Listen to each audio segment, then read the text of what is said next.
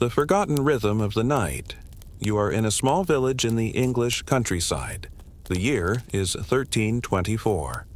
The stars above are unfamiliar to you, scattered across a sky free of light pollution. The only flickers below come from low-burning hearths, distant torches, or the occasional lantern swinging from a traveling merchant's cart. But inside most homes, mud-walled cottages with timber beams and thatched roofs, the fire is nothing more than a pile of glowing coals. And the people are asleep. Or rather, they are in their first sleep. Today, you live in a world where 8 hours of uninterrupted sleep is seen as a sign of health, discipline, and modern balance. But this is not the way humans always slept. For most of the medieval world, and for centuries before and after, people followed a sleep pattern that was natural to the world they inhabited, and that pattern was segmented. You fell asleep not once per night, but twice. This was called first sleep and second sleep. The first sleep usually began not long after sundown, perhaps an hour or two after evening prayers were whispered and the last meal cleared away. You lay down in the clothes you wore all day. Beds were, more often than not, shared between spouses, siblings, children, even neighbors or travelers. In the poorer classes, you might sleep on straw-stuffed sacks or sheepskins piled together, on a bench or directly on the packed earth. There were no springy mattresses or privacy curtains for you. Your blanket might be a heavy wool cloak, or if you were lucky, a single woven quilt passed down from your grandmother. The night was long, very long. In winter, the sun could set as early as 4 p.m. and not return until nearly 8 a.m. That was 14 hours of darkness, and medieval people did not try to sleep through it all. After sleeping for 4 or 5 hours, most people would wake up naturally, often without any prompt. This was not considered unusual or cause for concern. It was simply the body's rhythm. You would rise from your first sleep, stretch, and often stay awake for an hour or two. What you did in this in-between time depended on who you were, where you were, and what time of year it was. Some people used this quiet interlude for reflection, others for prayer. In monasteries, the break between sleeps was perfectly scheduled to align with the canonical hours, a strict set of prayer intervals that punctuated the entire day and night. The midnight bell called monks to matins, when the world outside was at its stillest. Even peasants and layfolk took the time for small rituals, perhaps tending to livestock, checking the fire, or gazing quietly into the glowing coals. But not all uses of this time were sacred. In many sources from the period, court documents, sermons, and even letters, you find references to more earthy pursuits. Couples often used this time for intimacy. Doctors of the time even advised that this in-between period, when the body was rested and the mind calm, was the ideal time to conceive a child. In one 16th century medical manual still echoing earlier medieval thought, it was suggested that waking between sleeps was healthful for both heart and womb. Others used this time to write, sew, or perform simple labor. A candle or oil lamp would be lit, sometimes a fire rekindled. The world was quiet, no neighbors hammering, no carts rumbling over cobblestones, no geese squawking. Just the subtle crackling of the hearth and the occasional cough from a family member sharing the room. This first sleep, sometimes called dead sleep or deep sleep, was restorative, and its timing corresponded with what we now know is the period of greatest slow-wave sleep. The body cooled. Breathing slowed. For many, dreams were few during this stage, but after waking, the body transitioned into a state more alert, more reflective. Second sleep, when it came later, brought more dreams. Vivid ones, according to many reports. It was lighter sleep, but still essential. Some people used this in-between moment to think. In fact, much of medieval advice literature suggests that this quiet nighttime gap was a moment for insight. In one French treatise on moral conduct, A young man is encouraged to reflect on his sins and goals during this nightly pause. In another English sermon, the preacher warns of idle thoughts that visit those awake at night, hinting perhaps at temptations of the flesh or of the imagination. And yet, for all its presence in the daily and nightly routine, the idea of two sleeps did not feel remarkable to those living in the time. It simply was. Like the rooster's crow in the morning, or the slow thickening of porridge in the pot. It was only centuries later, as industrial clocks, factory whistles, and the artificial glow of gas lamps and bulbs extended the waking day, that this old rhythm began to fade. Today, it survives only in scattered references, in legal records, diary entries, old books, and puzzled footnotes. The idea of a segmented night also made sleep feel less private. Because if others were also awake in the quiet dark, it was common to talk, walk, even visit a neighbor's house for a conversation, or a cup of warmed ale.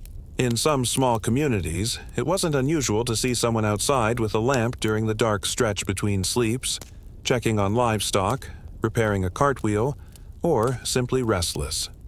The town wasn't bustling, but it wasn't fully at rest either. There was a liminal life happening in the spaces between, and so, if you lay awake during this time, if you stirred in the night, shifted on your straw-filled mattress, and found yourself blinking into the dark, it would not be something to fear or correct. No one would tell you to go back to sleep, because sleep, in the medieval sense, was not a straight line. It was a rhythm, a natural cycle of descent, pause, and return. By dawn, most people had completed their second sleep, the lighter doze that came in the hours before sunrise. It left them groggy, perhaps, but ready. There were animals to feed, bread to knead, water to carry, and prayers to mutter.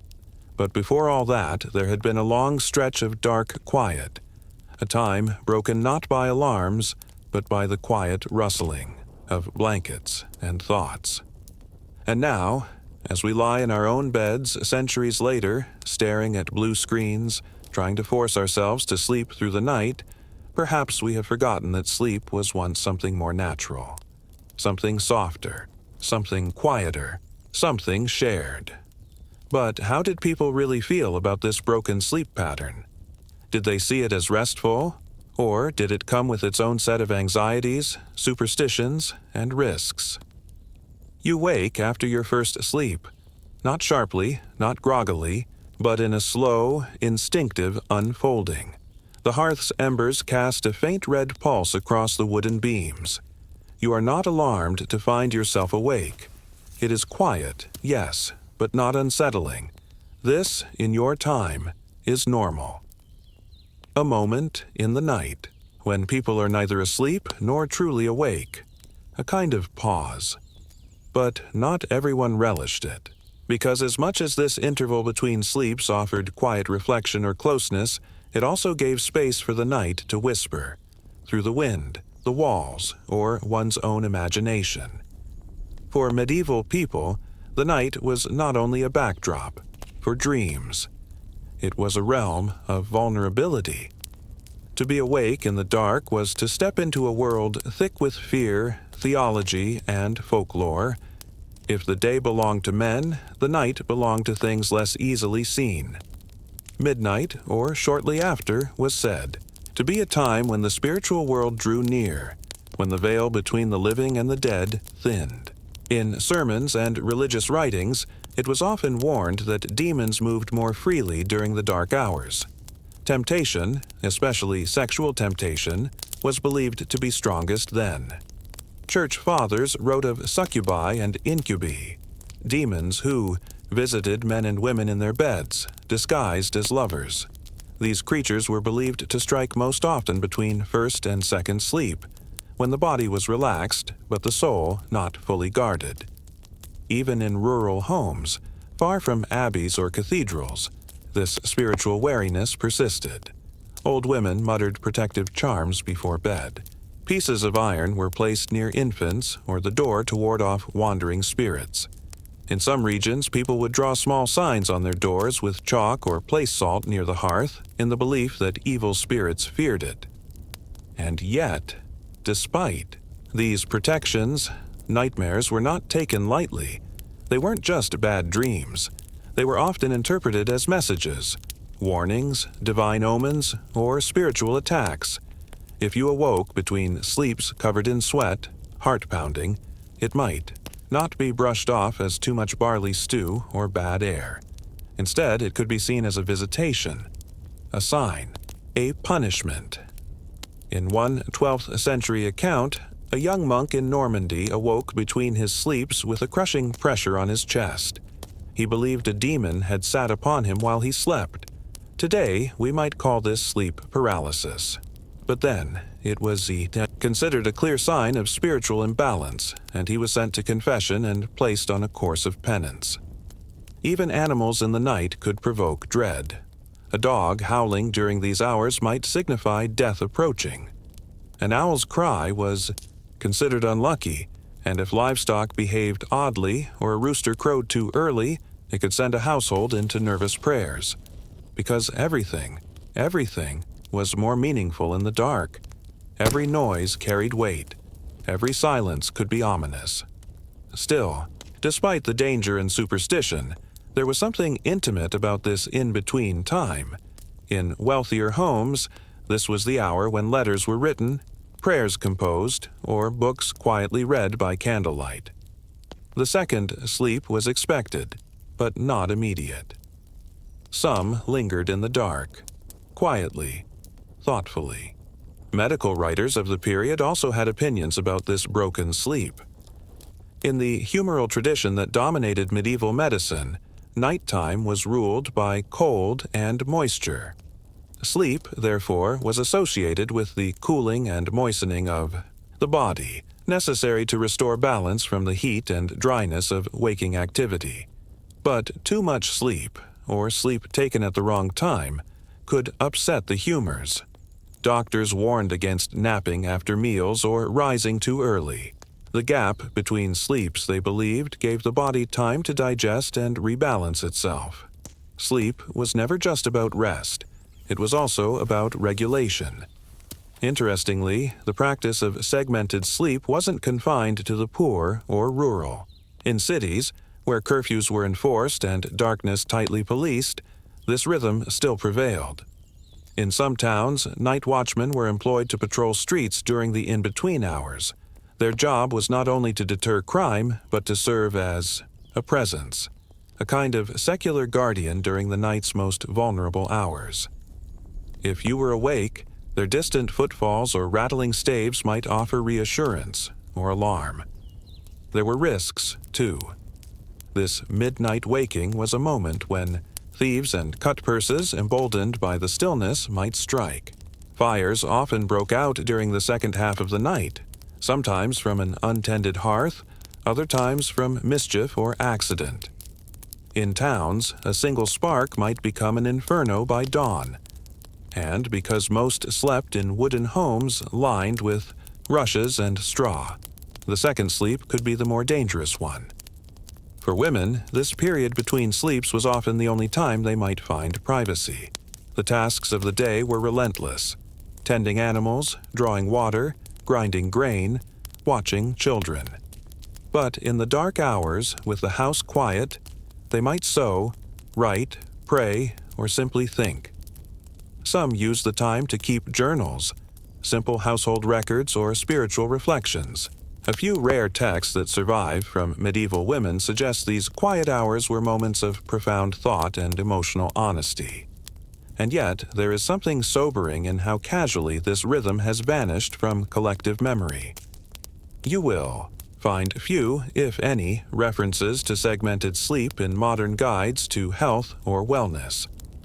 It is as if we have forgotten that for most of our history, the dark was not something to race through with 8 unbroken hours. It was something to live through, gently, reflectively, and with awareness. But that raises a question. If this pattern of first and second sleep was so widespread, so natural, why did it disappear? What force cultural, economic, or technological, brought an end to the centuries-long rhythm of segmented sleep. The shift did not come all at once. You wouldn't have woken up one morning in 1585 or 1640 or even 1750 and said, "Ah, first and second sleep are no more." It happened slowly, like water wearing away stone. But eventually, across Europe and beyond, the rhythm of segmented sleep was replaced, not by better science or new medical wisdom, but by something far more relentless: the growing force of industrial time. In the medieval world, the day's rhythm was dictated by the sun, the seasons, and the church. A farmer knew to rise when the cock crowed. A monk rose when the abbey bell struck matins. The townspeople knew the hour of mass or market not by clocks, but by listening, watchmen's calls, tolling bells, or the habits of their neighbors. Time was experienced, not measured. But then things began to change. In cities, public clocks were installed, first in cathedrals, then in town halls. By the 14th century, mechanical clocks ticked away hours that no longer relied on the sun's position. For the first time, you could be told the hour, even if the sky was overcast or you were indoors. At first, this had little effect on sleep, but it planted a seed. Fast forward to the 17th and 18th centuries. Commerce was expanding.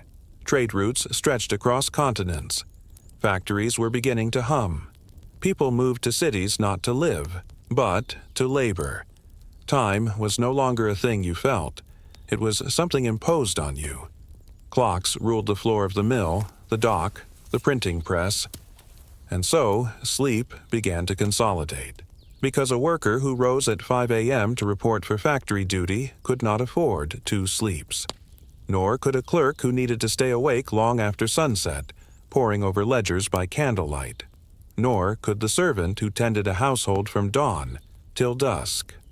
The time between first and second sleep, once a window for reflection or intimacy, became a luxury too expensive to keep.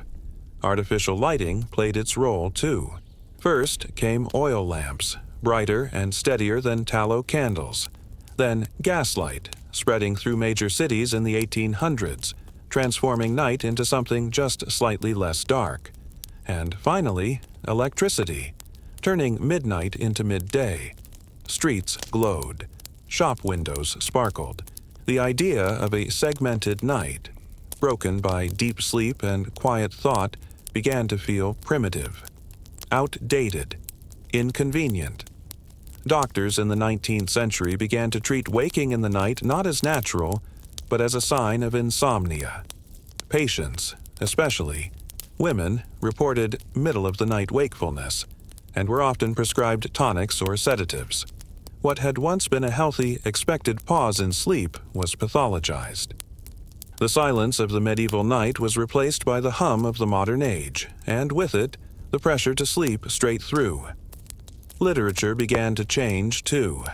Earlier works, from Chaucer to the anonymous mystics, contained easy references to first and second sleep. But by the time Dickens was writing, sleep was singular. Restless characters tossed and turned not between natural cycles, but in pursuit of an elusive, idealized rest. Even our dreams changed. Lighter, broken sleep brought vivid, half-waking imagery. But as uninterrupted sleep became the goal, dreams became something we buried, forgotten by morning, replaced by schedules. Still, not all traditions vanished. In some rural parts of Europe, segmented sleep survived well into the 19th century. In certain farming communities, people still spoke of the watch between sleeps, a time to stoke the fire, mend a shirt, or whisper prayers. It was not seen as strange. It was simply the way life had always been. Today, sleep researchers, looking at historical patterns, have been startled by how universal segmented sleep once was. Across medieval Europe, through diaries, court records, and even recipe books, the same rhythm appears. Sleep for a few hours, wake in the night, then sleep again until dawn. It wasn't tied to class, culture, or country. It was tied to light, to darkness, to the natural shape of night. But we live now in a world of clocks and calendars, apps and alerts. The night has shrunk. The spaces between have vanished. And so we lie in bed, glowing phones in hand, wondering why we wake at 3 a.m. And what's wrong with us when we do? What if nothing is wrong? What if waking in the night is simply a memory, buried in our blood, of a time when night was slow, sleep was soft, and the in-between was a place not of fear, but of peace? And what else, you might wonder? Have we forgotten about how people slept, prayed, and dreamed in the dark? A cold winter, strange fits, and a village on edge, you are in Salem Village. But not the Salem of postcards or Halloween plastic masks. This is not a town overrun by candles and cobwebs.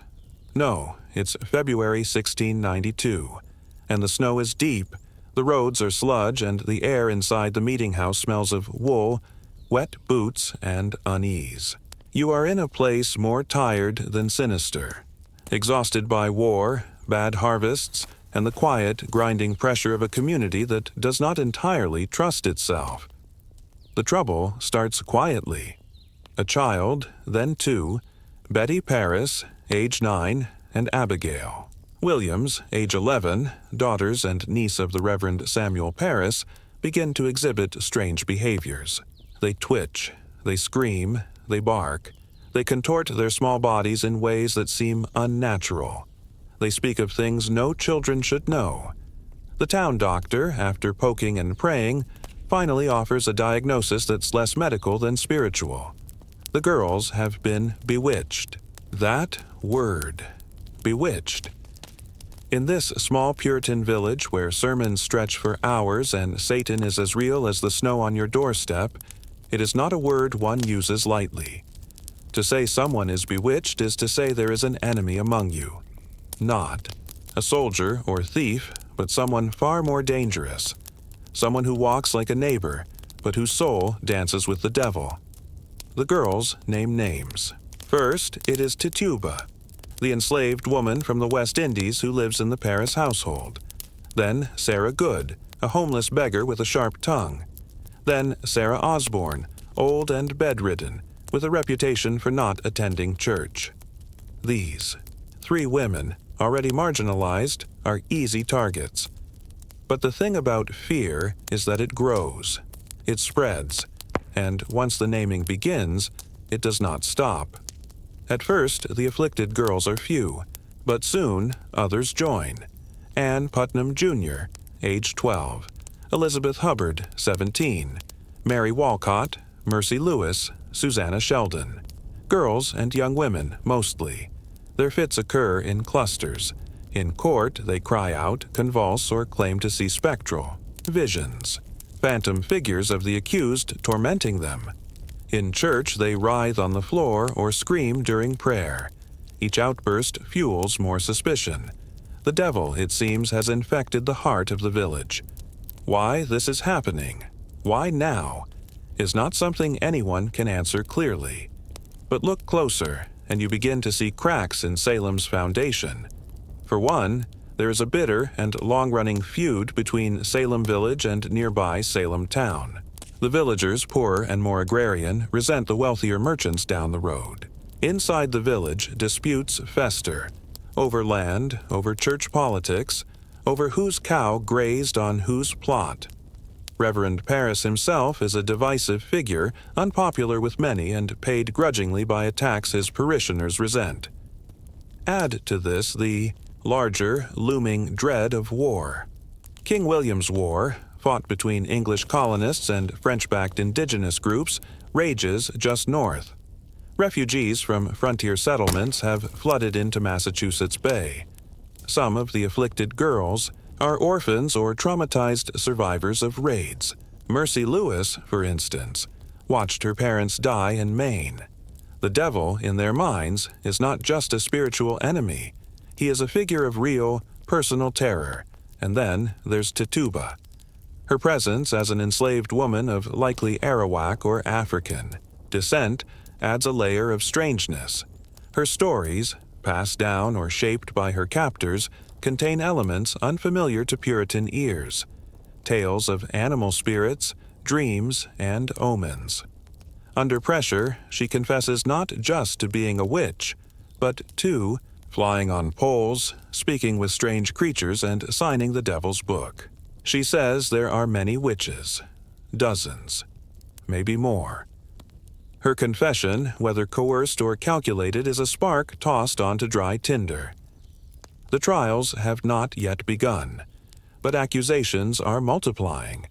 Those accused face not only shame, but the real possibility of execution. Yet the evidence is slippery, mostly based on spectral visions and emotional outbursts.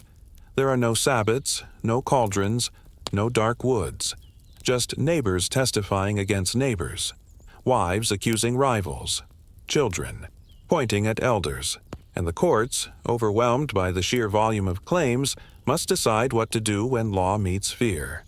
And through all of this, there's a question no one dares ask aloud. Are the girls lying? Are they acting? Or do they, in some strange, deep part of themselves, believe everything they're saying? By the time spring warms the frozen soil of Salem Village in 1692, the wave of accusations has become a flood. What began with 2 girls writhing in the parsonage now encompasses dozens of names. Some whispered in churchyards, others shouted from the witness box. Men and women, rich and poor, young and old. No one is beyond suspicion. The colony establishes a special court to handle the rising tide of cases, the Court of Oyer and Terminer, meaning to hear and determine. Headed by Judge William Stoughton, it convenes in Salem town, drawing crowds from neighboring villages. The courtroom is cramped, hot, and heavy with the scent of fear and sweat. Spectators crowd the benches, hungry for drama. They witness things that strain belief: fainting fits, shrieks, the bizarre spectacle of grown women and girls claiming to see spirits invisible to everyone else. Much of the evidence presented is what we now call spectral evidence. A girl might claim, "Goody Proctor's spirit pinched me in my sleep," and that would be considered grounds for arrest. The idea was this: only a witch could send her specter to torment someone, while her body sat elsewhere, perhaps calmly, spinning wool at home. But this kind of logic was circular and impossible to disprove. If someone claimed to see your ghost, how could you deny it? After all, it was your invisible self they were accusing, not your visible one. The first to hang is Bridget Bishop, a widow with a history of gossip and legal troubles. She wore red, ran a tavern, and had been accused of witchcraft before. She is not an ideal Puritan woman. That makes her an ideal scapegoat. On June 10, 1692, she is taken to Gallows Hill, a rocky outcrop just outside Salem town, and hanged. And the hangings continue. Sarah Good, executed in July, was pregnant when arrested. Her newborn died in prison. At the gallows, she cursed her. Judges.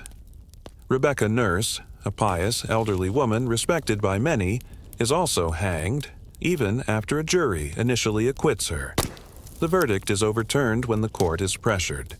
Her final words: "I am as innocent as the babe unborn." George Burroughs, once a minister of Salem Village, is accused of being the leader of the witches, a kind of satanic ringleader.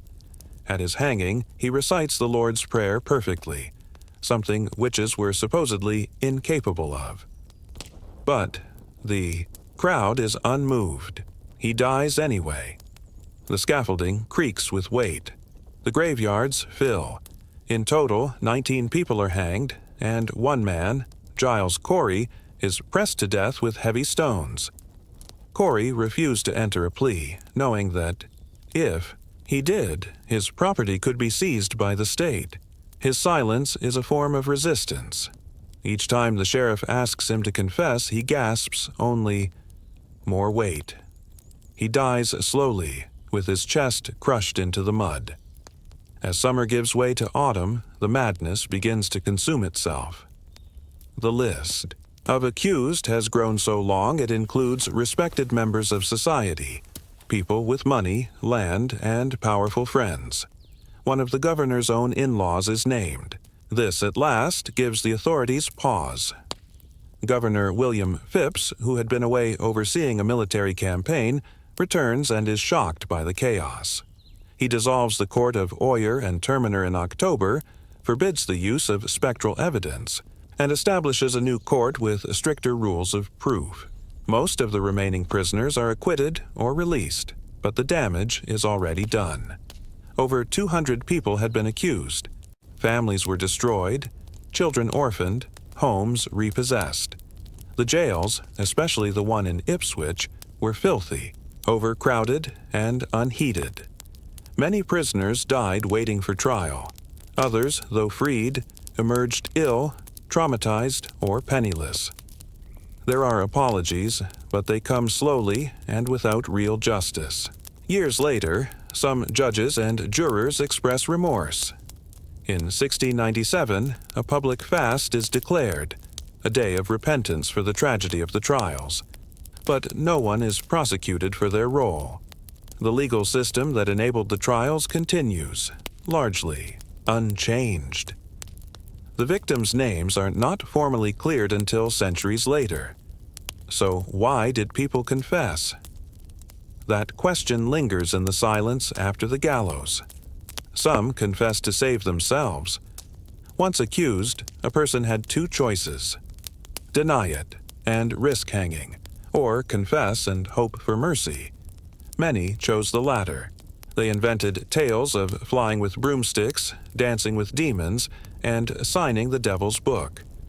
These confessions were often absurd, inconsistent, and riddled with fantasy, but they were believed. Because in a time of panic, a lie that confirms a fear can feel more real than the truth that challenges it. Others may have come to believe their own guilt. In a world where spiritual warfare was as real as politics or pestilence, the line between belief and reality could blur. A bad dream, a dark thought, a guilty conscience, these things might be interpreted as signs of infernal influence, and some were simply trapped. Once your name appeared in someone's testimony, your fate was no longer your own. You could do everything right, attend church, raise your children, serve your neighbors, and still be hanged on the word of a frightened child. But why did so many believe the girls? Why did the authorities continue to allow spectral evidence? What made Salem different from other communities that faced similar accusations but did not descend into executions? It is the winter of 1693. Snow again muffles the earth, but now it is quieter in Salem, less feverish, more hollow. The executions have stopped. The crowds no longer gather beneath Gallows Hill. Most of the accused still imprisoned are released, though many do not return to the homes they once knew. Some are too ill. Some have no homes to return to. The panic has broken, but it has left behind scars that will not heal quickly. The court that ended the trials left no real reckoning. The justices returned to their duties, some haunted, others self-justifying. Judge Stoughton, who had overseen most of the trials and accepted spectral evidence, showed no remorse. He would go on to become the acting governor of Massachusetts. It is perhaps one of the most bitter ironies of Salem. Those who caused the most suffering faced the fewest consequences. Yet some apologies came.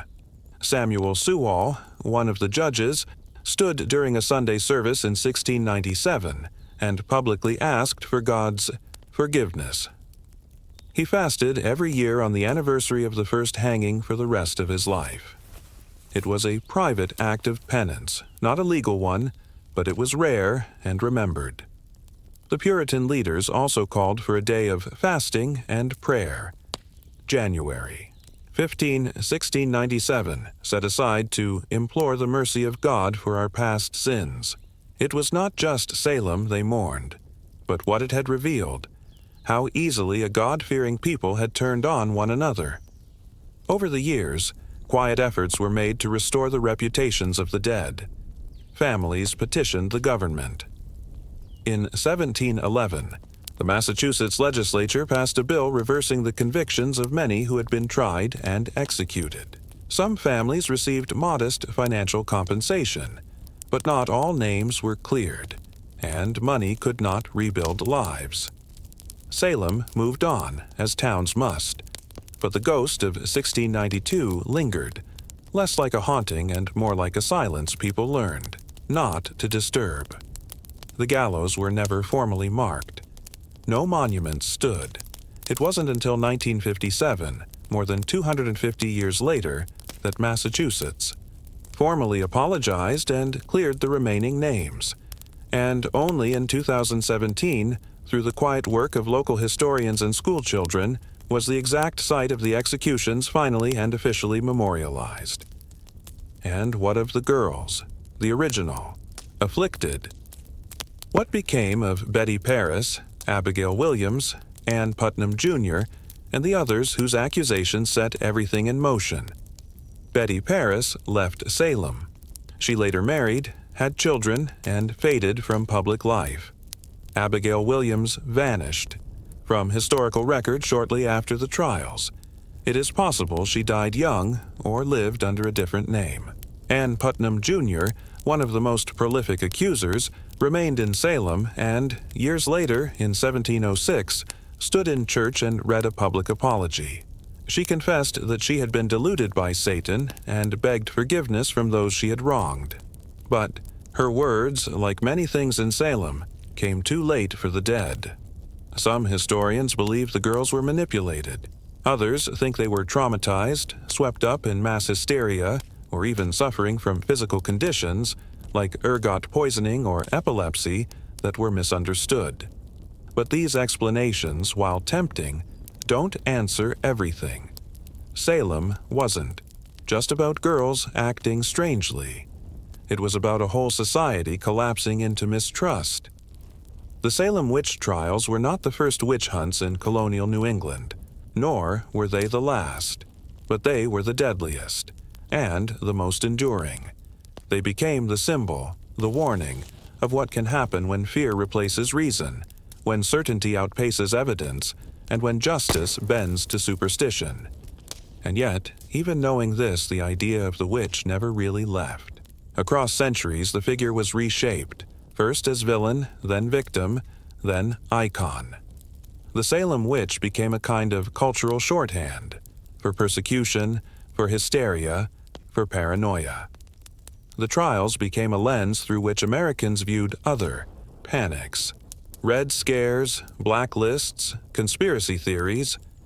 But if we strip away the myth and look again, we find something quieter.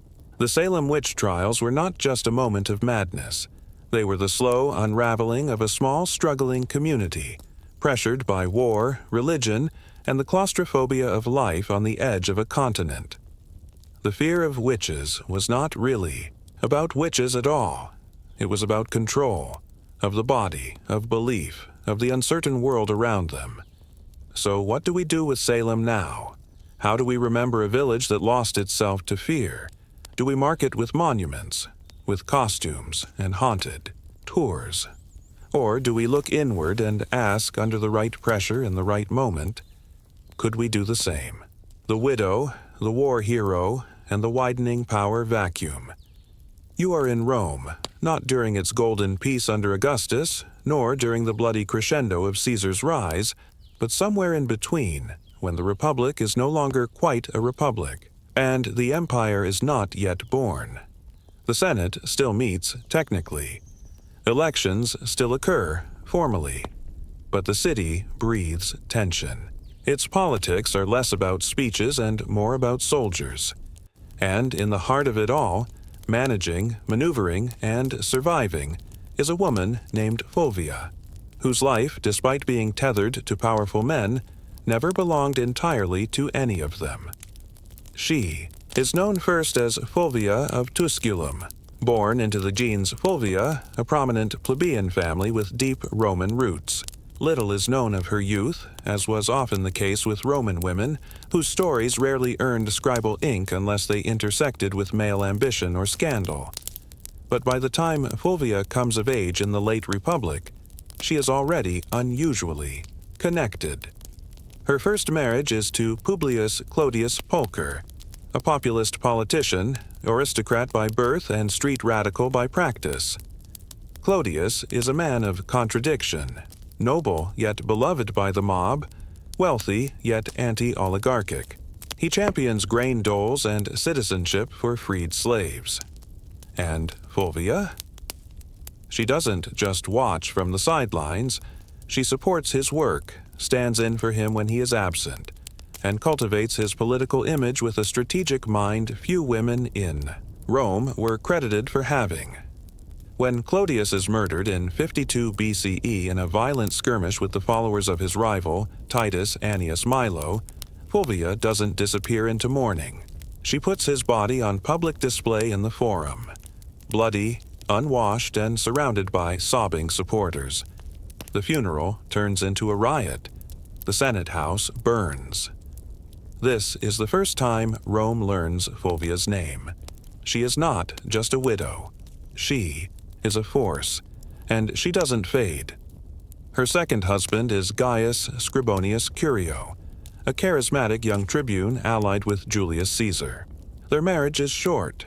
Curio dies in Africa fighting for Caesar during the Civil War. But once again, Fulvia is attached to a man in the center of Roman conflict. And once again, she emerges unbroken. It is her third marriage, however, that truly cements her in Roman history. She marries Marcus Antonius, Mark Antony, the charming, shrewd, and often reckless general whose fortunes rise after Caesar's assassination in 44 BCE. Antony is not yet the Antony of Cleopatra and Alexandria, of doomed romance and Eastern decadence. In this chapter, he is still a Roman loyalist, one of Caesar's closest allies, scrambling for control in the chaos left behind. Fulvia becomes more than a consort. While Antony campaigns and negotiates, Fulvia stays in Rome, managing affairs, currying favor, and working the levers of power. She is, effectively, his political proxy. She attends Senate sessions, something no Roman woman is formally allowed to do, likely sitting in the shadows, passing notes and messages, whispering counsel. When necessary, she calls in favors, bribes officials, and organizes veterans. Her name appears in correspondence, not just as Antony's wife, but as an actor in her own right. She is one half of the first couple of Rome, and everyone knows it. But Rome in the 40s BCE is not a city built for stability. After Caesar's murder, a fragile alliance, the Second Triumvirate, is formed between Antony Octavian, Caesar's adopted heir, and Lepidus, the least influential of the three. Antony and Octavian are uneasy allies, young men with overlapping ambitions and competing egos. Fulvia is fully invested in Antony's success, and with him away in the east consolidating his power, she becomes his voice in the capital. And it is here, in the smoldering remains of the Republic, that Fulvia makes her boldest move. Sensing Octavian's growing dominance, she helps organize and provoke what will later be called the Perusine War, a short, brutal civil conflict that pits Antony's forces, commanded in part by Fulvia and Lucius Antonius, Mark Antony's brother, against Octavian himself. Rome is again split, not only by politics but by geography. Cities are besieged. Grain supplies are cut, civil order collapses, and Fulvia, she is no distant spectator. Ancient sources, even when dismissive of female agency, are clear. She led, she commanded, she stood at the center of the chaos. But Fulvia's timing is poor. Antony is far away in Egypt, politically distracted, and Octavian is both closer and better supplied. The war ends with the siege of Perugia in 41 BCE. Fulvia and Lucius are forced to surrender. Octavian, recognizing Fulvia's symbolic power and perhaps seeking to avoid martyring her, lets her live, but sends her into exile. From the commanding heights of Roman politics, she now slips into silence. She dies the following year in Sicyon, a city in Greece. The official cause is unclear, perhaps illness, perhaps despair. Her death smooths the way for a political reconciliation between Octavian and Antony. To seal the new alliance, Antony marries Octavia, Octavian's sister, just months after Fulvia's passing. And Fulvia, brilliant, ruthless, politically savvy. Fulvia is reduced by later writers to a cautionary tale about ambitious women. But in life, she was far more than that. She was the first Roman woman to appear on coinage with a living husband, to command armies, to directly shape the outcome of a civil war. She walked where no Roman woman was supposed to walk, spoke when no woman was supposed to speak, and wielded power that should have belonged only to men. She failed, yes, but failure is not the same as insignificance. So why has history treated Fulvia more as a footnote than a figure? Perhaps because she was too early, too active, too unapologetically political. The Roman world didn't yet know how to process a woman who governed without asking. Or perhaps because her enemies, chiefly Octavian, won the final narrative. In the world he built, there was no room for someone like Fulvia. But is that the full truth? Or is there more beneath the silence that followed her fall?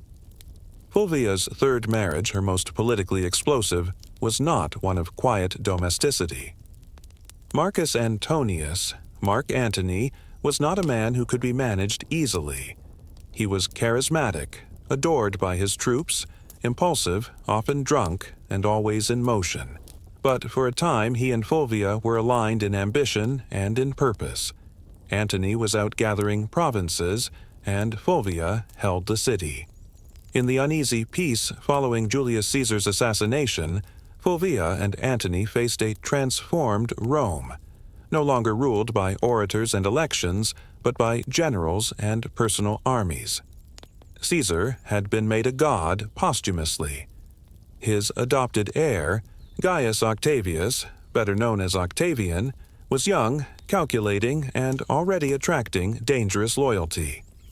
The second triumvirate, formed in 43 BCE, gave legal authority to Antony, Octavian, and Lepidus to rule the Republic as dictators under the guise of restoration. In reality, they carved Rome up like a pie. Fulvia, however, did not remain a passive player in this division. When Antony was assigned the East and departed for Asia Minor, Fulvia acted as his political stand-in in Rome. She met with commanders. She made appointments.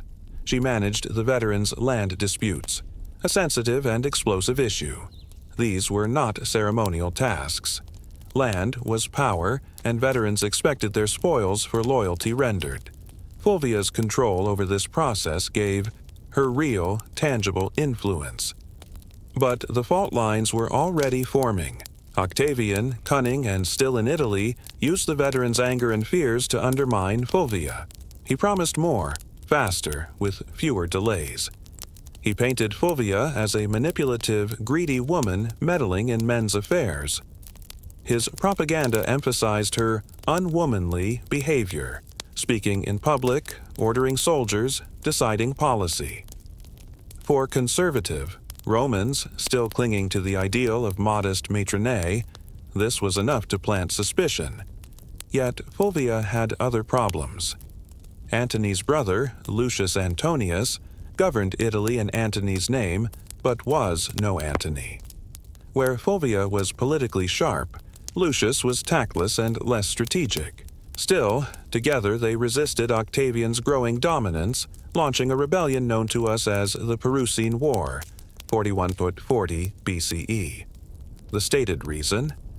Octavian had exceeded his power and betrayed Antony's veterans. The deeper reason? Rome was big enough for one strong man, and both Fulvia and Antony knew who that ought to be. The Perusian War was short, bitter, and fought primarily in central Italy. Lucius raised an army with Fulvia's help, and they took control of Perugia, modern Perugia. But Octavian was faster, more ruthless, and had a better propaganda machine. His siege of the city lasted weeks. Starvation crept in. Grain supplies were cut off. The once loyal legions began to waver. Some even defected. What was Fulvia like inside the besieged city?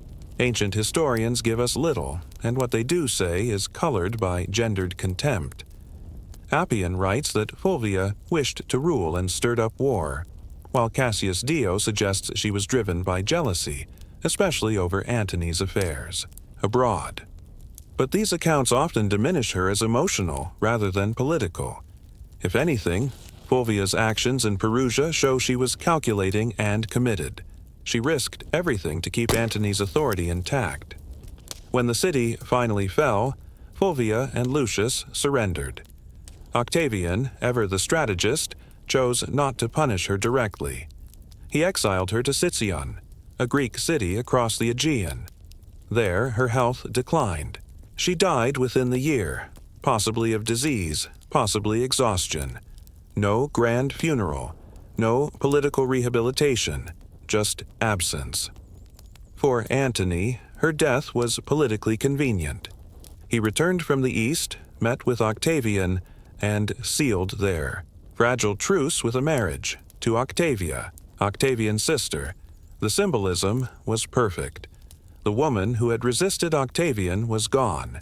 Now, Antony publicly embraced the family of his rival. Rome exhaled, believing, briefly, that peace had returned. But Fulvia's absence leaves a peculiar silence in the historical record. Why did she take such a personal stake in the Perusine War? Was it love for Antony, belief in the cause, or ambition of her own? And how would Roman history have looked if Fulvia had succeeded? If Perugia had held and Antony had returned in time? We will never know. What we do know is this. Fulvia was the only woman in Roman history to lead armies, in her own name. She was the first woman to appear on coinage beside her living husband, a mark usually reserved for goddesses or widowed empresses.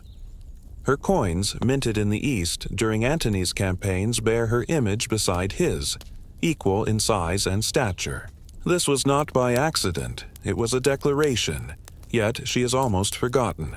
Later, Roman writers, shaped by Augustus's reign and his sanitized version of history, erased her as thoroughly as they could. In their pages, Fulvia becomes a villain, a meddler, or a scorned wife. But her actions tell a different story. One, of a Roman woman who tried and briefly succeeded in reshaping the boundaries of female power.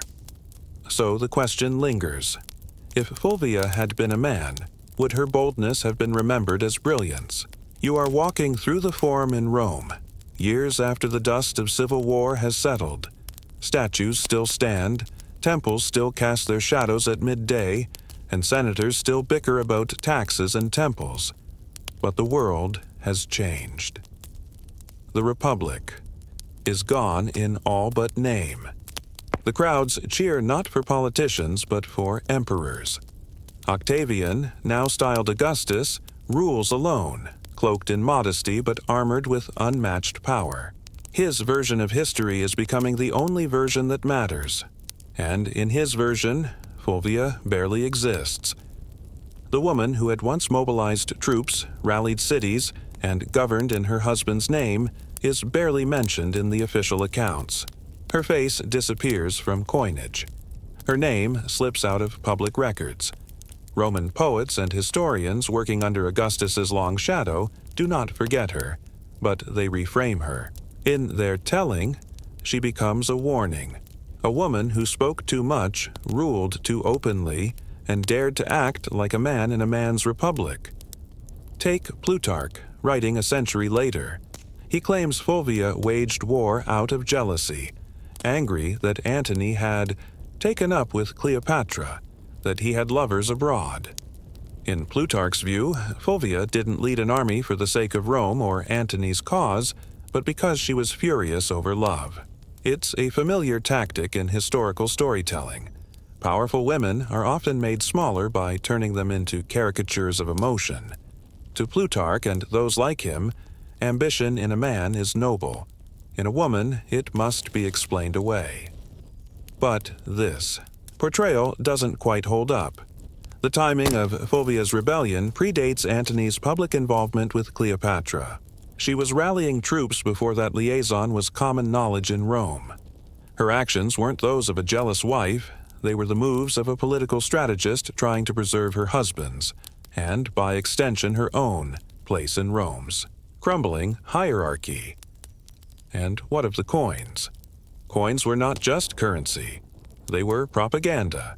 During Antony's time in the East, several coins were minted showing both Antony and Fulvia side by side. These were not standard-issue denarii. They were meant to send a message that Fulvia was not merely Antony's wife, but his partner in sin deditinatidin. Power! This shared billing was almost unprecedented. For a woman who held no official office, her visibility in public iconography was a small revolution. Why, then, was she so thoroughly erased? Because her story didn't fit the new narrative. Augustus built his image around piety, stability, and the restoration of Roman morals. In his propaganda, women were supposed to be modest, obedient, maternal. His own wife, Livia Drusilla, was the model matron, influential in private, invisible in public. Fulvia, by contrast, had given speeches, commanded armies, arranged bribes, and openly challenged a man who would become Rome's first emperor. She was a problem best buried in memory. And buried she was. What might have happened if Fulvia had lived just a few more years? Would she have attempted to return to Rome? To influence Antony's shifting loyalties as he drifted toward Cleopatra? Would she have found a way to reclaim space in the political landscape? Or would Augustus have found a reason to silence her more permanently? These are questions history leaves hanging. Even in death, Fulvia's memory was subject to manipulation. Some historians claim Antony blamed her for the Perusine War, suggesting she acted without his permission. Yet, the coordination between Lucius Antonius and Fulvia suggests otherwise. Could Antony have thrown her memory under the chariot wheels for political convenience? Perhaps. By the time of their reconciliation, Antony was re-entering an alliance with Octavian, and Fulvia, bold, visible, unignorable Fulvia, was not compatible with the image he needed to project. In the end, Fulvia's story is not only one of political ambition, but also of historical distortion. She was not the first Roman woman to wield power, but she was one of the first to do so in such a blatant, unapologetic way. That made her memorable and dangerous. And it is likely why, after her death, Rome tried so hard to forget her. But she left marks that could not be entirely erased. A burned Senate house after Clodius's funeral. A siege at Perugia. Coinage that bore her name. Veterans who owed her land. Her fingerprints were on nearly every political fracture of Rome in the 40s BCE. She was not a side character. She was a storm system passing through Rome's final republic. So now, as we lie quietly at the edge of her story, the question remains. How many other Fulvias did history silence? Women who led, who shaped events, but whose stories were left just outside the frame of the official record. Folding chairs, bus tickets, and a nervous city. You are in Washington, D.C., in the summer of 1963. Not the stately city of tour buses and cherry blossoms, but one vibrating with tension, heat, and hope. August humidity clings to everything. Policemen stand on edge. Volunteers unpack stacks of folding chairs. Portable toilets have been ordered in record numbers. And somewhere, a man scribbles notes behind the Lincoln Memorial. You may know the March on Washington for a Single Speech, Martin Luther King Jr.'s I Have a Dream. But that speech was only the thunderclap at the end of a slow-building, carefully engineered storm. For much of the day, and for months before it, the story of the march was one of logistics, compromises, and sleepless planning sessions held over lukewarm coffee in crowded Harlem apartments and cramped D.C. offices. The full name of the event was the March on Washington for Jobs and Freedom. That dual demand, economic and civil rights, was no accident. The organizers understood that civil rights without jobs was like a door with no handle. You could see what was inside, but you could never reach it. The idea had been brewing for decades. As early as 1941, civil rights leader A. Philip Randolph, head of the Brotherhood of Sleeping Car Porters, had threatened a march on Washington to protest discrimination in the defense industry. That earlier march was called off when President Roosevelt agreed to create the Fair Employment Practices Committee. But Randolph never let the idea go. And by 1963, with sit-ins, freedom rides, and growing media attention on segregationist violence in the South, the moment had come. It was Randolph, now in his 70s, who convened the coalition behind the march. Alongside him was Bayard Rustin, the quietly brilliant organizer who handled most of the practical details. Rustin was a Quaker, a pacifist, and openly gay, facts that made some civil rights leaders uneasy, but no one could deny his skill. He had organized youth marches, trained nonviolent protesters, and studied Gandhian resistance in India. He knew how to move people, thousands of them, without chaos. By July 1963, their vision began to take shape. A peaceful demonstration on the National Mall, with speakers, music, and a clear message to Congress and the President. But nothing about it felt peaceful in the planning stages. There were worries, and not just from critics. Would anyone come? Would the press mock the event? Would violent groups try to sabotage it? What if something went terribly wrong? The federal government feared the worst. The D.C. Police Department canceled all leave. The Pentagon was on alert. Hospitals prepared emergency protocols. The city banned liquor sales. Reporters circulated rumors of buses filled with black radicals bringing weapons. Some hotels refused bookings. Some churches barred marchers from sleeping on their pews. But in the face of this nervous machinery, volunteers kept moving. Thousands of leaflets were printed and handed out across the country. Organizers worked with labor unions, student groups, churches, and civil rights organizations to get people there, many of them by bus, sometimes after journeys lasting over 24 hours. Some rode in school buses, others in the backs of trucks. Marchers brought sack lunches, thermoses, folding fans. Many wore Sunday best not just for dignity, but to signal peace. The march was led by what became known as the Big Six civil rights organizations, ATA, Philip Randolph, Brotherhood of Sleeping Car Porters, Martin Luther King Jr., Southern Christian Leadership Conference, James Farmer, Congress of Racial Equality, John Lewis, Student Nonviolent Coordinating Committee, Roy Wilkins, NAACP, Whitney Young, National Urban League. Each had their own agenda. Some wanted to focus on economic inequality, others on voting rights. Some were radical, others cautious. John Lewis, only 23 years old, had originally written a speech that accused the Kennedy administration of being too slow, too weak. But behind the scenes, he was asked, gently, then firmly, to tone it down. Unity required editing. That was the theme of the march. Unity, but negotiated unity. Rustin prepared programs with color-coded instructions. A sound system was installed, operated from a small broadcast truck.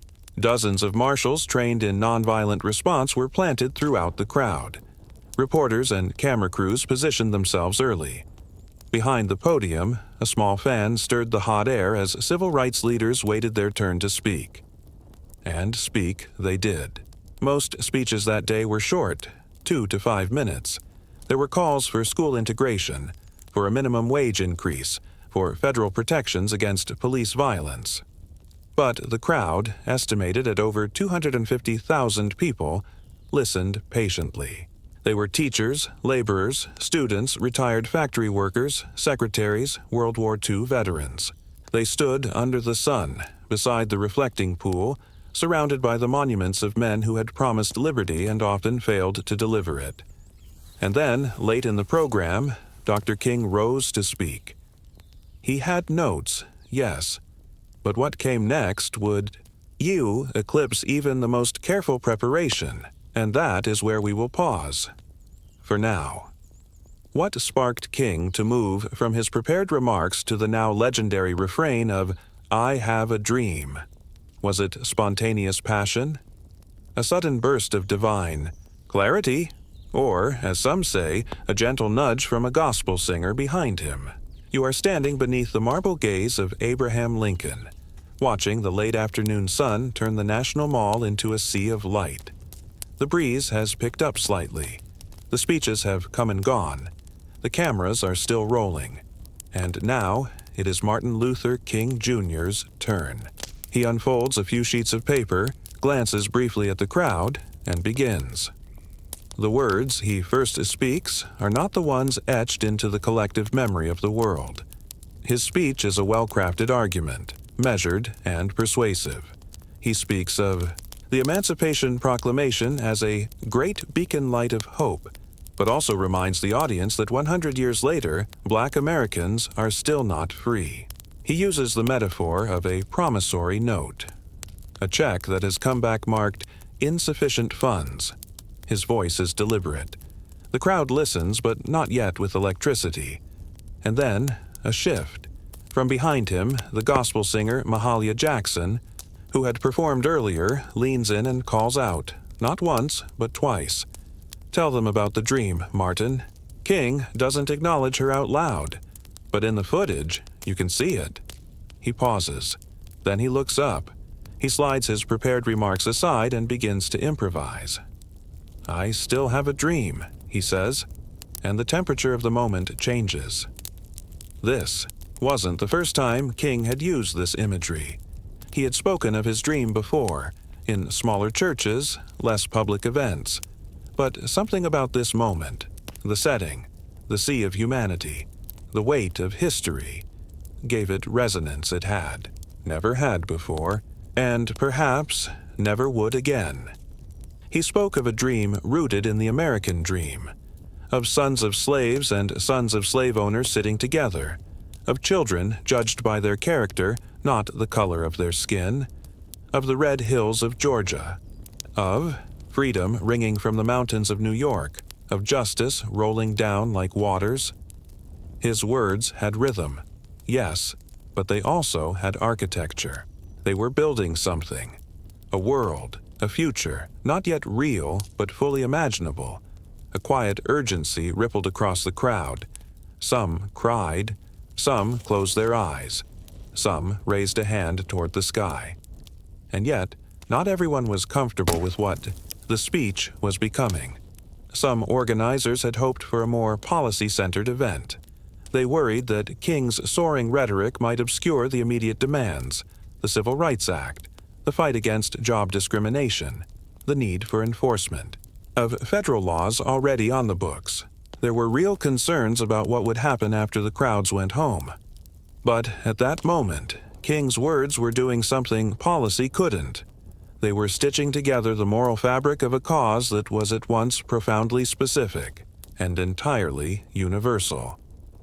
Behind the scenes, Rustin and the march coordinators continued to keep things on schedule. Lost children were reunited at first aid tents.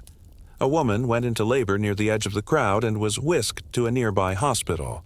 The sanitation crew began preparing for the long evening ahead. And still, the speech rolled forward. King's final refrain, "Let freedom ring," was not just a call, but an invocation, a kind of secular liturgy. He called out cities and mountains by name, moving westward across the map like a weather front of justice, from Stone Mountain of Georgia to Lookout Mountain of Tennessee, to the Alleghenies and to every hamlet in Mississippi. And then, with a final crescendo, Free at last. Free at last. Thank God Almighty, we are free at last. When he finished, the crowd roared, then stilled. Not in silence, but in something deeper. Contemplation. People lingered. Some sat on the grass, too, overcome to leave. Others embraced. Journalists took notes in silence. The sound system crackled. And above them, Lincoln sat frozen in stone. But as transcendent as the moment was, the march was never only about that speech. It had a 12-point program, including a meaningful civil rights law, a massive federal works program, national minimum wage of $2, an end to employment discrimination, desegregation, of public schools enforcement of the 14th Amendment. The march had been structured for real-world impact. That day, every speaker and every chant was rooted in policy demands. The organizers knew that without tangible outcomes, dreams were just words. And yet, as the buses began to pull away, many participants couldn't shake the sense that something had changed. Not in law, not yet, but in possibility. People waved from bus windows. Others collected discarded programs as souvenirs. The city, which had feared riots, instead experienced one of its calmest days in living memory. There were 0 arrests. Still, not everyone was satisfied. Malcolm X would later call it the farce on Washington, criticizing the march as too sanitized, too controlled by white liberal influence. He wasn't entirely wrong. The Kennedy administration had worked closely with organizers to limit what could be said to avoid confrontation. The more radical edges had been trimmed. So where did the dream go once the microphones were packed up and the speeches faded into memory? That is where we'll pick up in the final section. Did the March on Washington truly change the course of history, or did it simply reveal a nation's reluctance to wake up from its most convenient dreams?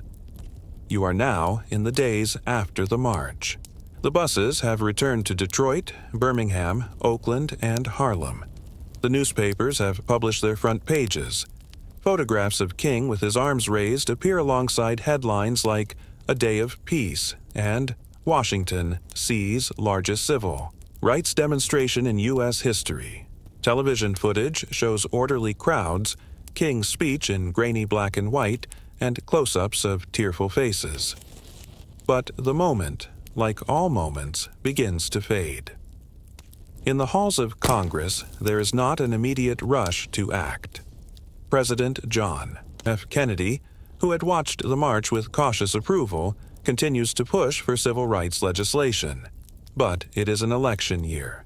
Southern Democrats hold immense power. Progress stalls. The mood among some activists turns from celebration to strategic frustration. Was the march a turning point, or just a powerful photo opportunity? Bayard Rustin, the chief organizer, quickly turns back to work. He begins drafting memos about next steps, about transforming the energy of the march into long-term campaigns for housing, education, and union protections. But his voice is gradually pushed aside in favor of more charismatic, more headline-friendly figures. Still, the march left behind quiet ripples. In small towns across America, people who had never been politically involved began attending NAACP meetings. Black veterans came home from the march with a new sense of direction. Teenagers pasted "I Have a Dream" posters on their bedroom walls. Church groups held candlelight discussions about equality. The impact, while not instant, sank deep. Then came November 22, 1963. President Kennedy was assassinated in Dallas. In the chaos and grief that followed, much of the legislative momentum behind civil rights risked being lost entirely. But it was Lyndon B. Johnson, Kennedy's unlikely successor, who would wield the political capital of tragedy like a sledgehammer. Less than a year after the march, Johnson signed the Civil Rights Act of 1964, outlawing segregation in public places and banning employment discrimination. Would the act have passed without the march? Maybe. But as Johnson himself would later say, it would have taken longer. much longer. And yet, in many ways, the dream remained just that, a dream. Economic inequality persisted. In the years following the march, unemployment among Black Americans actually rose. Many of the march's original demands, like a federal jobs program and livable minimum wage, were shelved or watered down. King himself became increasingly vocal about the failures of capitalism, the Vietnam War, and the hollowness of legal victories without material change. By 1967, his speeches were darker, more frustrated. He spoke of the dream turning into a nightmare, and in April 1968, he was assassinated in Memphis while supporting a sanitation workers' strike. The dream had not died, but it had been wounded. The March on Washington has since become a fixed star in the galaxy of American myth. Every January, schools replay King's speech during assemblies. Politicians quote lines from it in campaign ads. Statues have been erected, streets renamed. But behind the polished memory is a story more human, more mundane, more honest. It was a day of paperwork and porta-potties, of hurried lunches and nervous police, of nervous speeches and subtle compromises. It was a day stitched together by ordinary people, many of whom were never interviewed, never photographed, never quoted. Women like Daisy Bates and Gloria Richardson, who spoke briefly but whose contributions are often omitted in textbooks. Volunteers who handed out water. Medical staff who tended to heat stroke victims. Elderly attendees who slept on church floors the night before, having spent their last pennies to make it to the Capitol. And in this quiet, logistical underpinning is perhaps the most boring but profound truth of all. History is made by the thousands of small, unseen hands that hold up the visible few. The march was not the end. It was a blueprint, imperfect and incomplete. It taught organizers that mass mobilization could work, but that it wasn't enough. It inspired future movements, from anti-war protests to women's rights marches to climate rallies. Each time, people returned to the memory of 1963 not for its speech alone, but for its proof. It can be done. People can gather. History can move.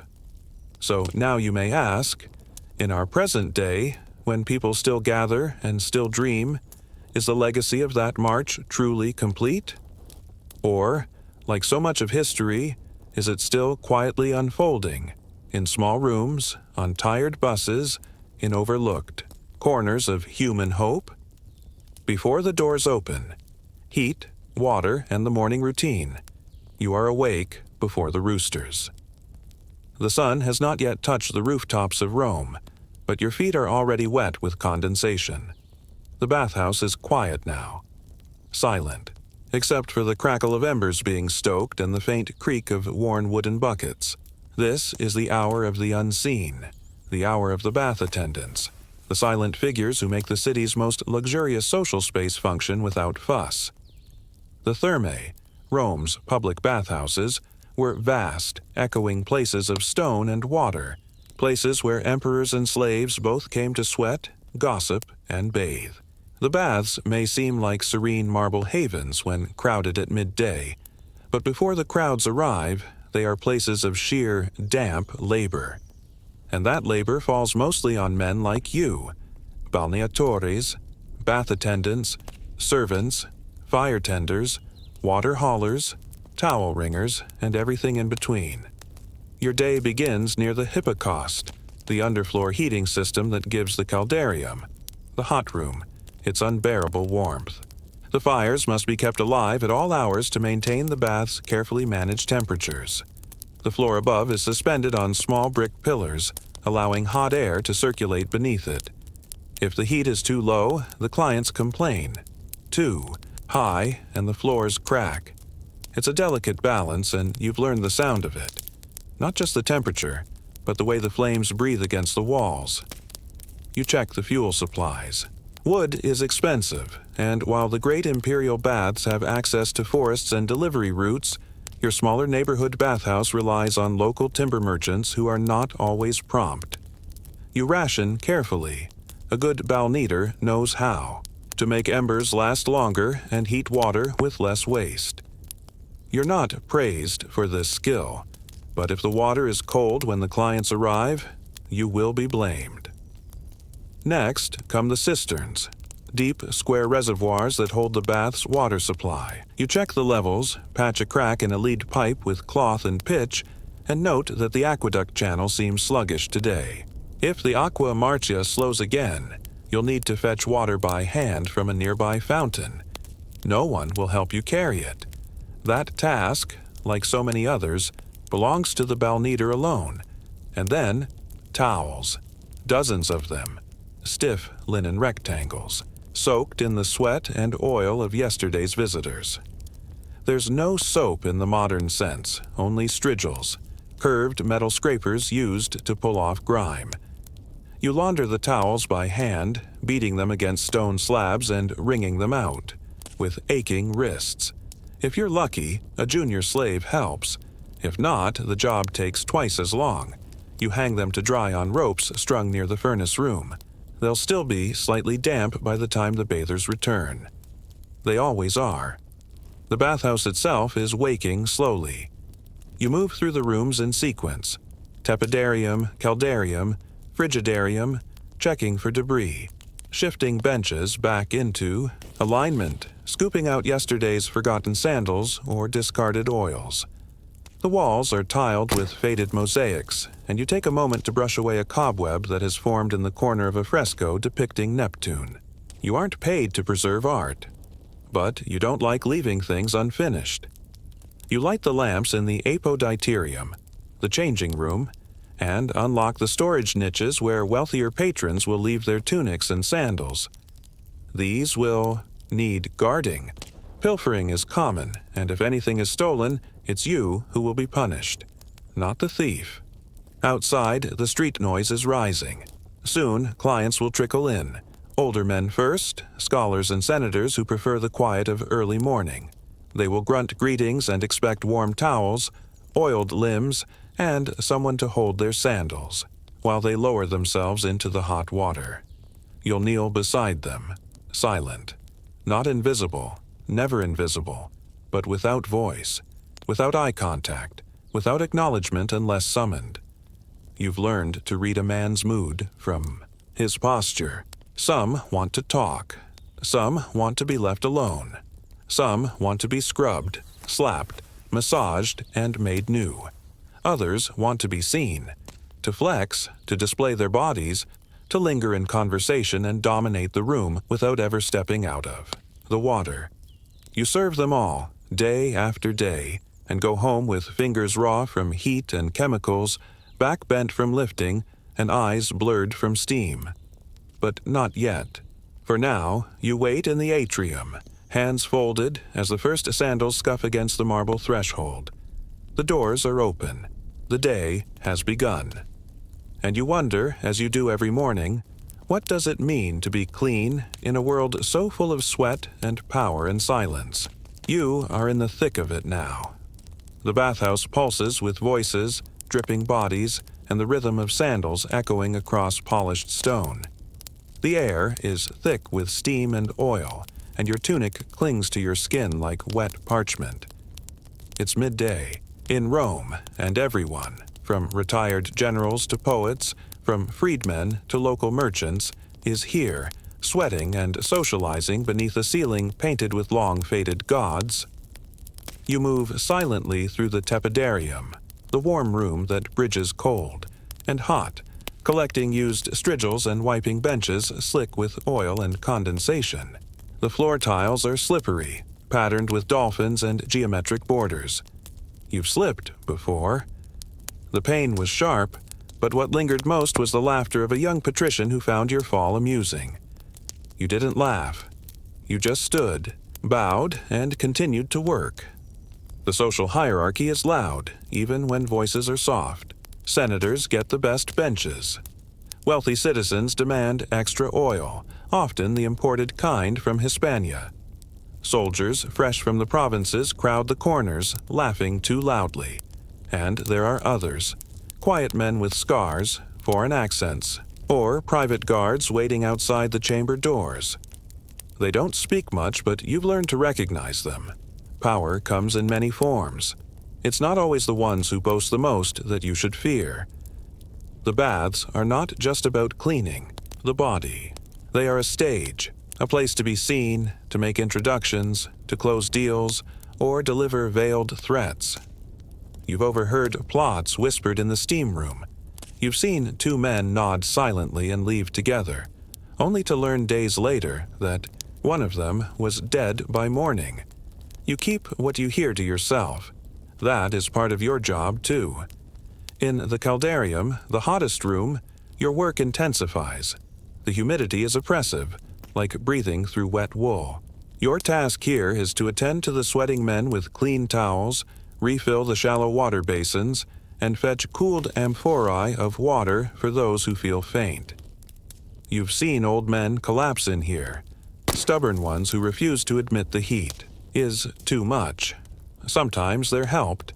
Sometimes they're just carried out, limp and red-faced, as if asleep. And then there are the rub-downs. Patrons recline on stone slabs and expect to be massaged, oiled, and scraped.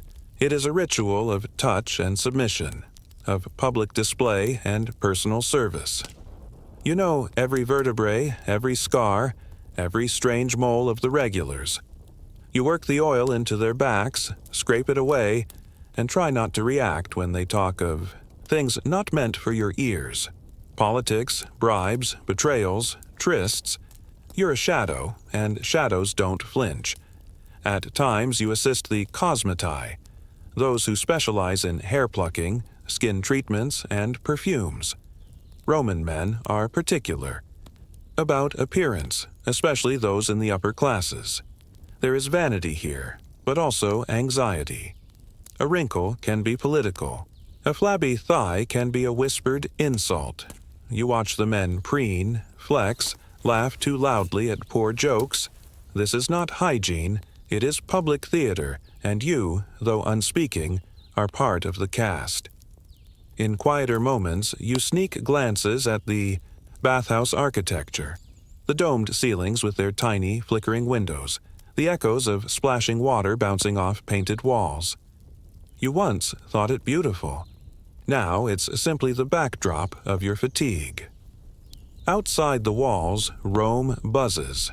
Forum debates rage, markets swell, and new edicts are nailed to wooden boards.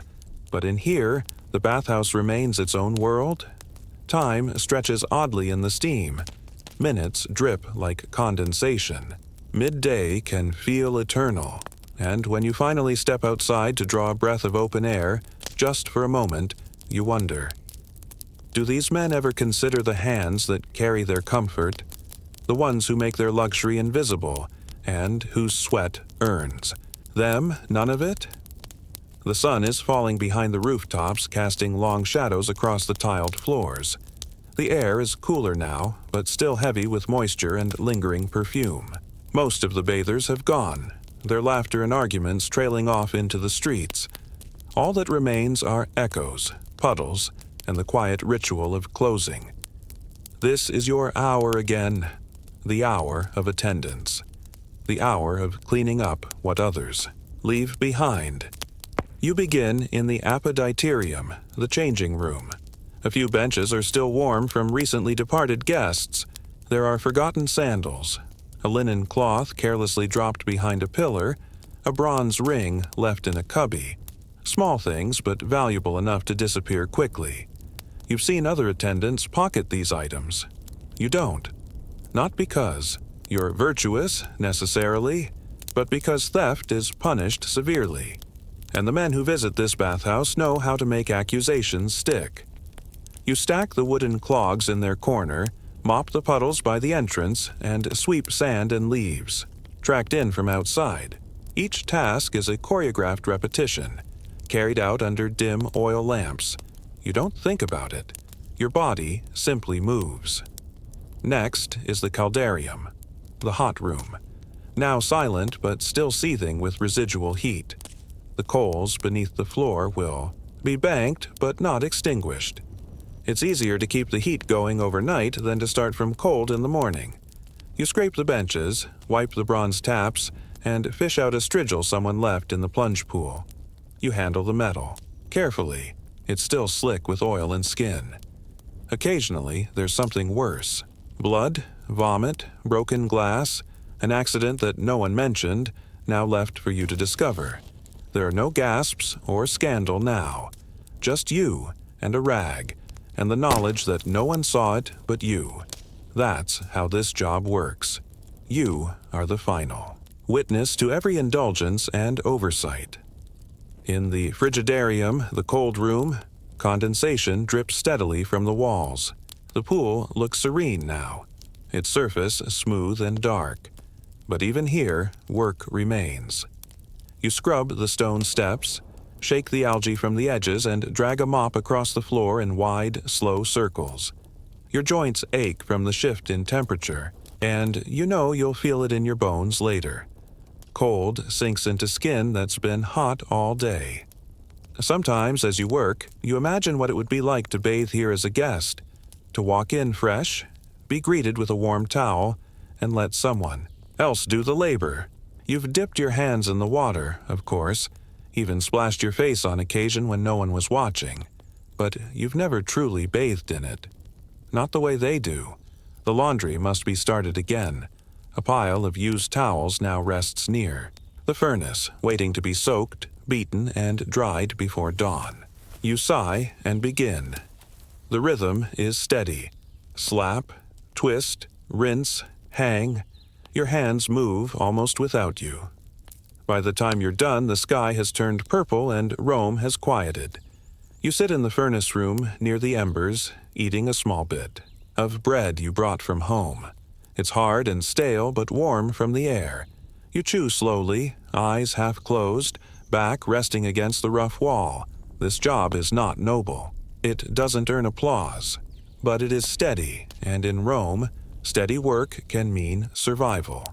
You've heard of bath attendants who rose in station, who gained a patron's favor, who managed a staff of younger workers.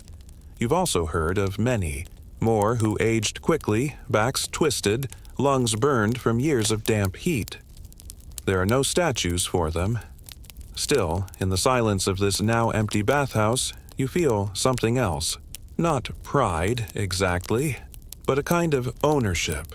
The way a night watchman knows every creak in the halls he guards, the way a ship's steward walks a deck more confidently than the captain. This place has passed through your hands every day, and it remembers you, if no one else does. And you wonder, as the oil lamp flickers and your breath rises in the cooling air, when the walls of these bathhouses finally crumble, who will remember the ones who kept them clean, warm, and alive? One towel, one ember, one scraped tile at a time. The bare bones of a town. Where to put the church, the market, and the mud, you arrive before the walls are even dreamed of. The land is open, quiet, and lumpy with old tree roots and grazing sheep. There is no town here yet, just the vague promise of one. Somewhere in the future, people will walk these paths. But for now, it begins not with stone, but with decisions. First, there's location. That seems obvious now in hindsight, but the medieval world made location a perilous gamble. You needed water, ideally a flowing stream, clean enough to drink from and reliable even in dry seasons, but not so close it would flood.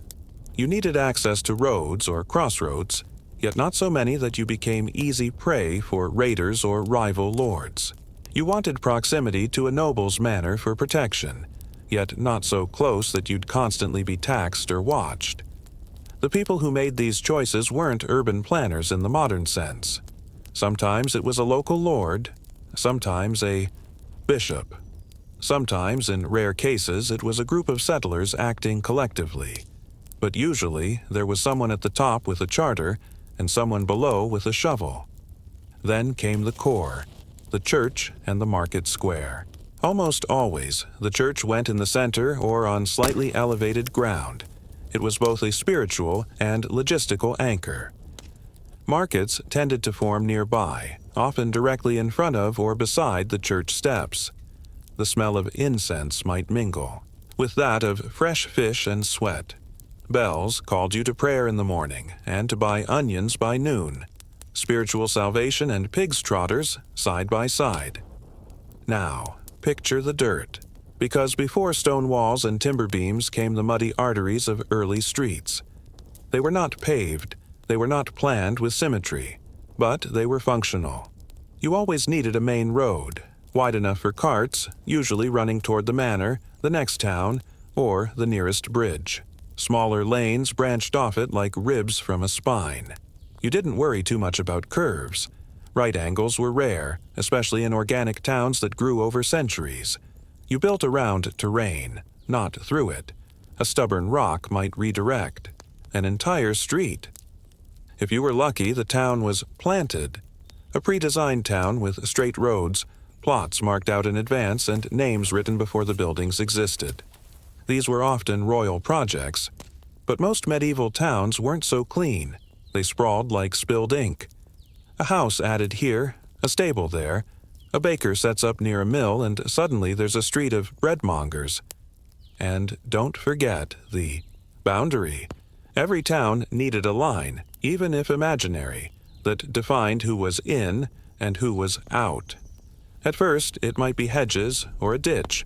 Later, maybe wooden palisades. Eventually, stone walls. But in every form, it was a statement. Here lies the town, and outside lies trouble. Even in its infancy, a medieval town had to consider zoning, though no one used that word. But certain things had to be separated. The tanner's yard, with its unbearable stink of urine and rotting hides, was always placed downwind, usually near a stream so waste could be washed away. Smithies needed space and noise tolerance. Bakers clustered near fuel sources, and butchers, while central to markets, often occupied corners where runoff could be managed. Then came the plotting, actual town plots. Standard sizes for houses, varied, but in many towns they were thin and deep. Narrow frontage, long rear. This allowed for compact rows of houses with private gardens or animal pens stretching behind. It also made street-facing property incredibly valuable. If you sold ale or bread, you wanted people to see your door. If you were poor, you rented from the back. And always, waste had to go somewhere. Some towns had rudimentary drainage ditches, lined with straw or wooden slats. Others relied on sloped streets and hope. Cesspits, midden heaps, and open sewers became defining features. But their placement mattered. A bad drain could cause a street to flood, an alley to become unusable, or disease to spread. These weren't elegant systems, but they were deliberate. So, much of the town's shape was about minimizing risk. Fire was a constant fear, so some towns began to space out forges or prohibit thatched roofs. Disease meant butcher shops were regulated, or at least placed far from wells. Theft meant shops installed shutters and iron rings for padlocks. Even noise and smell shaped the layout. Some streets gained reputation simply by who lived on them: the potters, the prostitutes, the scribes, the shoemakers. Yet with all this effort, no town ever felt finished. They were always in flux. Buildings leaned, roads washed out, factions bickered over wall maintenance. New trade routes might render a thriving market suddenly irrelevant, or a single fire could erase a neighborhood overnight. Towns were not frozen in time. They were living creatures of timber, dung, and prayer. And so, by twilight, the outlines of a town slowly emerge. Nothing grand, just a few buildings and staked lines in the dirt. It doesn't look like much, but the bones are there. Church, market, lanes, ditches. It will be shaped by plague and profit, war and wine, but it begins here, with mud and measuring rope and quiet arguments over where to put the pigs. And as the first stars blink awake over this embryonic town, one wonders, what forgotten hand drew the first line that still shapes a street today? By now, the town exists. It has a shape, if not yet a skyline. You can walk its rutted lanes and smell the smoke curling from hearths. The church bells ring out over a tangle of rooftops. Children chase chickens across uneven cobbles. The muddy paths of yesterday have turned into named streets, though no signs announce them. People simply know. Everyone knows where the fishmonger lives, or where not to walk if your shoes are thin. Let's begin at the heart of the town. The Marketplace. This is not just a place to buy things, it is the town's living memory. On market day, peasants from surrounding villages shuffle in with baskets of leeks or eggs. Traders from other towns unpack bolts of wool or barrels of salted herring. The square fills with voices, cursing, haggling, laughter, and barking dogs. The layout of this space matters. Market stalls must be easy to access, but not block the main road. The fountain, if there is one, must be protected from animals. There might be a covered area for meat sellers to shield them from sun and flies. The wealthier merchants get the best spots closest to the center, nearest the church door, or along the main walking route. Spatial position becomes a kind of social ranking. From here, streets fan out like veins. One might be known for shoemakers, another for coopers or dyers. These were sometimes called occupational streets. Their names endure: Baker Street, Tanner's Row. Even centuries later, the echo remains. These weren't just convenient. These layouts encouraged cooperation and efficiency. A barrel. Maker wanted to be close to the brewer. A cloth dyer needed access to the stream and, ideally, to the weaver. On some lanes, small homes are pressed so tightly together their eaves touch it overhead. Here live the poor, laborers, widows, unlicensed. Craftsmen. Their houses lean at precarious angles, growing more crooked with each generation. Behind the homes, long, thin gardens stretch out, often used for onions, cabbage, or a few chickens. You see people throwing slop to pigs. You hear coughs behind shuttered windows. The street was not just where people walked. It was where they lived. There were no sidewalks, no streetlights. At night, people carried torches or stumbled in the dark. Rainwater collected in ruts, and human waste was sometimes tossed from windows with a shouted warning, or not. Drainage ditches lined some streets, filling with slime and refuse. They were supposed to be cleaned regularly, but that depended on weather, willpower, and who was watching. In a dry spell, the smell could become unbearable. Certain intersections became known for gatherings, storytellers, musicians, preachers. But not every street was safe. Some alleys were unofficially designated for less respectable trades. In the red light district, brothels operated behind shuttered windows. Prostitutes were technically tolerated but often pushed to the fringes of town, near walls or along lanes where lawmen looked the other way. And there were the guild halls, large wooden or stone buildings where tradespeople met. Their placement was deliberate, often near the church or town hall, projecting importance. These were more than meeting places. They reinforced status.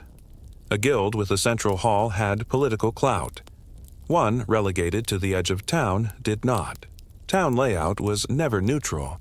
It reinforced who mattered and who didn't. At the edges, you'd find the newer houses or the poorer ones, often made of wattle and daub, with thatched roofs and unpaved floors. These fringe zones were where immigrants or refugees settled, often unwelcome, always noticed. Whole quarters might arise, a Jewish street, a Lombard alley, or a Flemish quarter. These spaces were shaped not just by utility, but by prejudice and fear. Then there was the cemetery, usually beside the church. It grew slowly, quietly. No one planned its boundaries, but as years passed and deaths accumulated, fences were adjusted. Bones unearthed by heavy rains were reburied. The churchyard grew crowded. In some places, ossuaries were built to make room. And the cemetery's quiet presence in the town's layout reminded everyone. Life here was short, and space even shorter. And what of the walls? As towns grew, the boundary changed. Wooden stakes gave way to palisades, then stone walls. Gates were added, sometimes more than one. The gate placement shaped everything. Merchants congregated near the gate closest to their route. Soldiers trained where the wall was weakest. Inside, space was precious. The layout became denser. Homes expanded upward instead of outward. People divided homes into smaller units. Cellars became workplaces. Lofts became sleeping. Quarters, all of it was dictated by how the original lines were drawn. The angle of one street might determine whether sunlight reached a neighbor's window. The placement of one well could make a house more valuable. A slight slope in the ground could turn one lane into a floodplain and another into a coveted, dry path. The town's form didn't just reflect its people. It shaped them. Even the rhythms of time were molded by the layout. Church bells marked the hours, but your distance from the bell tower changed how you heard them. The market's calls reached only so far. If you lived near the outer wall, news arrived late. Gossip lost its heat by the time it reached you. Every street had a different pulse. And yet, for all this complexity, towns rarely changed shape. Streets, once carved by oxen carts and muddy feet, became permanent fixtures. Plots laid out in the 12th century might still define a city block today. You could walk a modern street and unknowingly follow the path of a medieval tanner, stepping over the same stones, unaware that every turn and crossing was the echo of someone else's quiet decision. And as evening descends again, and you hear shutters closing and carts rumbling home, you wonder, how many of the places we call home today were shaped by a single forgotten decision? A ditch dug slightly to the left, a stone path laid 1 foot too far. Now the town is full. Not finished. No town ever truly is, but full in that way a bucket seems full just before it spills. Its lanes are worn smooth by feet and hooves. Its corners have history. Its walls stand solid, or sag, or have been rebuilt, so many times that no one remembers which stone is oldest. It is, at last, a living thing. No longer a drawing on parchment, but a place that sighs under its own weight. And with fullness comes risk. In the early medieval period, towns were small enough that fire could end them entirely. A spark from a cooking hearth, a candle toppled by a restless child, or the careless forge of a smith might leap to thatch and race across rooftops in minutes. Many towns tried to enforce fire prevention rules. Chimney height regulations, fines for using open flames after curfew, restrictions on how close stables could be to homes. But enforcement was uneven, and wood still burned. Some towns adopted curfews, not the moral kind, but practical ones. The town bell rang at nightfall, signaling cover fire, or couvre-feu in Old French, from which the word curfew comes.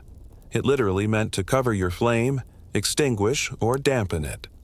The sound of the bell became another architectural element, an audible boundary over a physical one.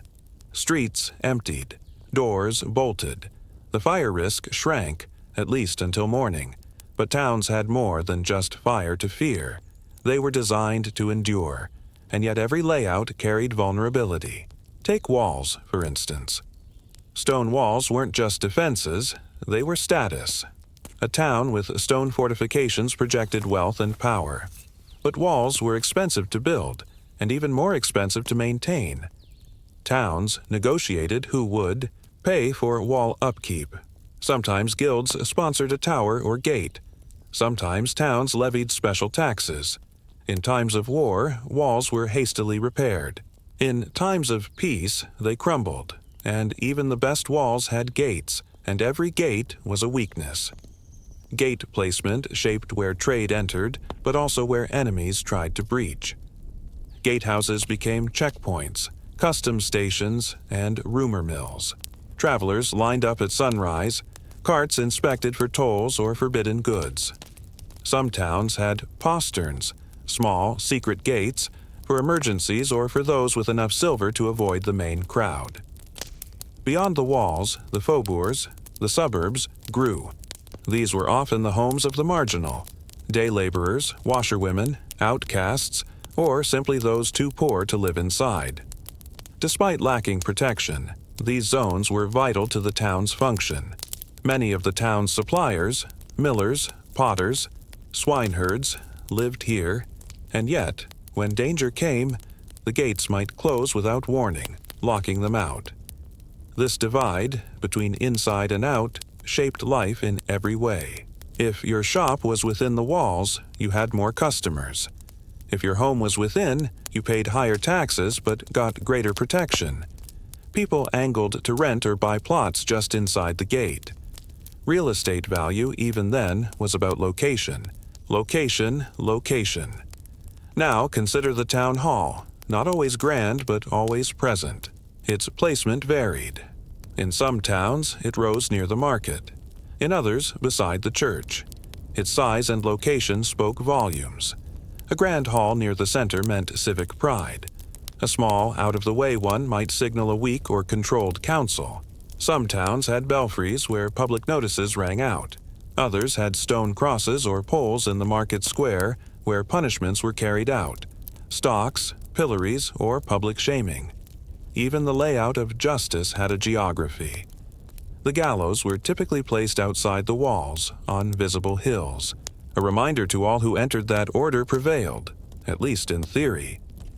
In many towns, education played a quiet role in layout. Monastic schools might cluster near the abbey. Later, cathedral schools or early universities took root, often shifting the town's center of gravity. Bookbinders, parchment makers, and stationers arrived. New inns opened to house wandering, scholars. And slowly, over decades, a new quarter of learning emerged, often marked not by size, but by the scent of ink and vellum. Even waste had its geography. Towns developed latrines, cesspits, and waste zones. Some had rudimentary systems, stone, drains, sloped gutters. Others relied on scavengers to cart it out. But where the waste went mattered. A poorly placed latrine could poison a well. A broken gutter could flood a street. Urban ecology wasn't a modern idea. It was survival. The longer a town lasted, the more palimpsestic it became, layer upon layer. Old plots divided into new ones. Churches built atop pagan shrines. Roads curved around no longer existing wells. A butcher's alley became a poet's street. A wall was broken to allow traffic, then repaired with mismatched stone. Towns didn't forget, but they rarely explained. Their very layout held secrets that only time could decode, and so, after generations, a town could look timeless, even if it had changed 1,000 times. A visitor might marvel at its organic beauty, not realizing that its messiness was born from countless practical decisions, petty feuds, natural disasters, and the slow hand of necessity. Towns survived by adapting. If trade dried up, they shifted toward another. If a war damaged the walls, they rebuilt them with different stone. If disease wiped out half the population, houses were repurposed. Layouts were flexible, even when the stones seemed still, and even those towns that didn't survive, abandoned, buried, forgotten, left behind their layout like fossils. Archaeologists find them. The grid of post holes, the ditch where a wall once stood, the angle of a street that meant someone once cared about sun or slope or safety. A medieval town could vanish, and yet its choices endured. So now, as the town sleeps and its bells fall silent, its layout remains. A record not of kings or battles, but of ordinary people deciding, slowly and imperfectly, how to live together.